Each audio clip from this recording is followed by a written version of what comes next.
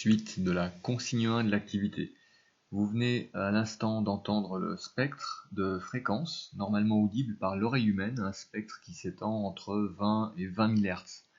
En dessous de 20 Hz, on est dans le registre de ce qu'on appelle les infrabasses, donc que l'on n'entend pas. Et au-delà de 20 000 Hz, ce sont des ultrasons que les êtres humains sont incapables de percevoir, contrairement à un certain nombre d'autres mammifères. Alors si vous n'avez pas entendu de son au début et à la fin de la vidéo, pas de panique. Alors ok, votre audition n'est peut-être effectivement pas parfaite, mais aussi, gardez ça à l'esprit, la qualité du signal sonore sur YouTube, le niveau initial de compression et ou la restitution audio sur votre ordinateur ou votre smartphone n'est peut-être pas optimale non plus. Alors une autre explication est fournie par ce graphique qui, certes, est très simplifié, mais qui vous montre que ce que l'on appelle le champ auditif, alors c'est ce qui est représenté ici en bleu clair, et qui correspond à l'ensemble des fréquences et des niveaux sonores audibles par l'être humain. Si vous regardez attentivement les sons très graves là, à gauche, ils sont perceptibles principalement aux alentours de 90 décibels. En dessous de ce niveau sonore, il nous échappe, essentiellement, c'est du coup très, très difficile à entendre. Il en va de même pour les sons très aigus, qu'on va entendre lorsqu'ils sont autour de 70 décibels et qui sont, là encore, difficiles à percevoir. Mais entre ces deux extrêmes, on est capable d'entendre une amplitude beaucoup plus large pour des fréquences entre guillemets moyennes. Si vous regardez par exemple le champ couvert par une conversation entre plusieurs personnes, on est typiquement entre 20 décibels si on murmure et 70 décibels si c'est plus animé.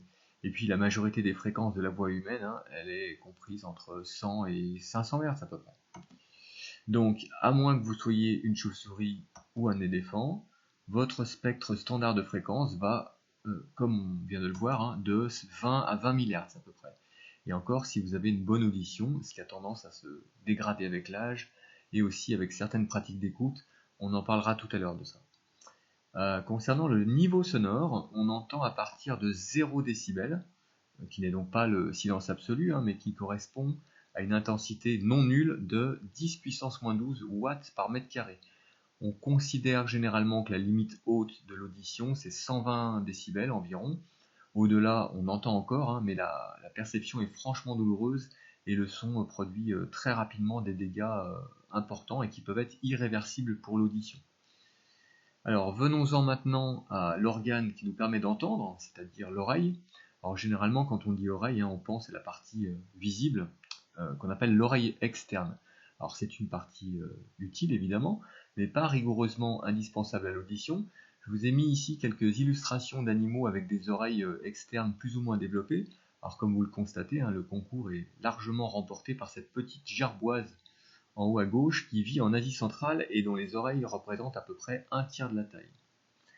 La consigne 2 vous demande de compléter les schémas qui figurent dans les documents 2 et 3 de l'activité et de résumer les étapes de propagation du signal sonore de l'extérieur de l'oreille jusqu'au nerf auditif.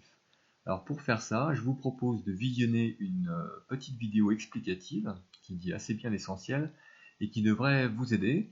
Comme tout à l'heure, si vous êtes dans la playlist, vous n'avez rien d'autre à faire qu'attendre que la vidéo démarre toute seule, sinon vous pouvez aussi cliquer sur l'image à gauche de l'écran.